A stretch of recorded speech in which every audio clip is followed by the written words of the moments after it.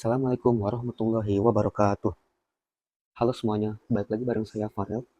Di video sebelumnya kita sudah belajar tentang percabangan atau if else, yaitu cara biar program mengambil sebuah keputusan. Nah, sekarang kita akan belajar salah satu fundamental yang sangat penting juga, yaitu perulangan atau if else, atau looping. Perulangan atau looping. Nah, looping itu digunakan ketika kita ingin menjalankan sebuah perintah yang sama secara berulang-ulang. Jadi misalnya kita pengen nulis, eh, kita pengen ngeprint angka 1 sampai 10. Itu kan kalau misalnya di print satu-satu bakal boros, terus bakal gak efisien gitu, boros tempat. Udah gitu lama juga bikin capek. Nah ini looping ini jadi solusinya. Jadi pakai looping ini kita gak bakal harus nulis kode yang sama berulang kali gitu. Nah, looping ini dia di dalam Python ada dua macam. Yang pertama for, yang kedua while. Kita masuk dulu ke for. Nah, kapan kita pakai for dan kapan kita pakai while? Jadi untuk for ini biasanya dipakai kalau jumlah perulangannya ini udah jelas gitu. Biasanya di for ini dia bakal menggunakan for i. Misalnya in range uh, x ini misalnya angka berapa aja gitu. Kita coba langsung aja di sini for i in, nggak dari awal dulu ya.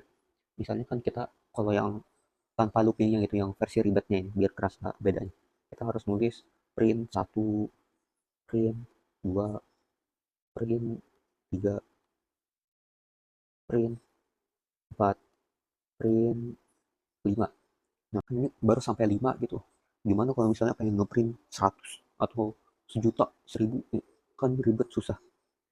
Makanya kita pakai loop for tadi. Kita misalnya pengen ngeprint 5 kali, nah kita berarti for i in range. Nah ini tuh jadi maksudnya kita bikin for selama ini adalah angka dimulai dari 0, in range 5, berarti angka yang dimulai dari 0 sampai 5. Tapi karena sifat dari for ini dalam Python ini adalah eksklusif, yaitu eh, jadi si angka 5 ini nggak dianggap gitu. Misalnya kita for i in range 5, nanti bakal dari 0, 1, 2, 3, 4, 5 kan. Tapi si 5 ini nggak dianggap. Misalnya apa ya? Nah, gini. Jadi si 5 ini nggak dianggap, jadi cuma dari 0 sampai 4 aja gitu. Kita coba nih. For i in range 5, kita print si i-nya ini. Coba ini hapus dulu ya. Ini kan kita coba print, ini kita hapus. Kita coba print hasilnya keluar 0, 1, 2, 3, 4 gitu ya. Jadi si 5 ini nggak dianggap. Jadi soalnya ketika kita nyentuh 5, dia bakal stop. Soalnya kan jadi sistem si for ini dia bakal i dimulai ketika 0. Ketika i 0, apakah i di dalam range 5? Jika iya, print i. Kita mulai print i pertama 0. Terus kita lanjut lagi, apakah 1 ini dalam range 5? Kita print i. Terus jawabannya iya, 1 dalam 5.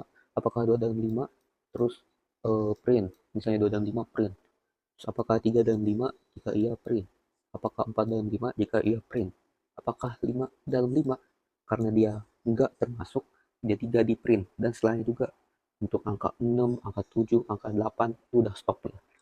Jadi si perulangan ini dia stop di 4. Ya, misalnya kita juga bisa, kita pengen mulainya dari 1 biar kita nggak pengen ada 0 gitu. Kita pengen mulai dari 1. Nah, kita pengen hasil akhirnya 5. Berarti kita 6.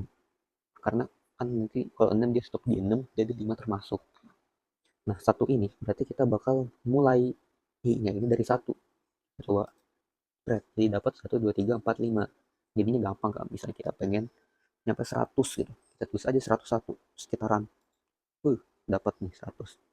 Bisa lagi kita pengen dari 1 ini dia eh, lompatnya ini nggak tambah 1 tapi tambah 2.